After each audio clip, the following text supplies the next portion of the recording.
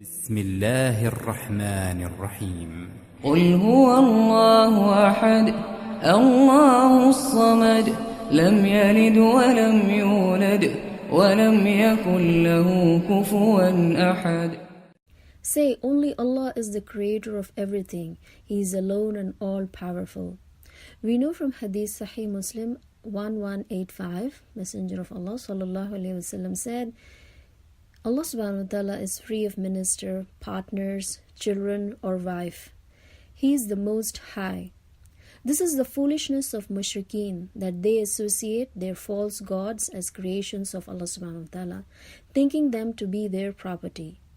They still are busy in worshipping them, and they say, while saying Labbaik, O Allah, we are here, you have no partners, but a partner who is in your mastery and what he owns, which is in turn in your possession.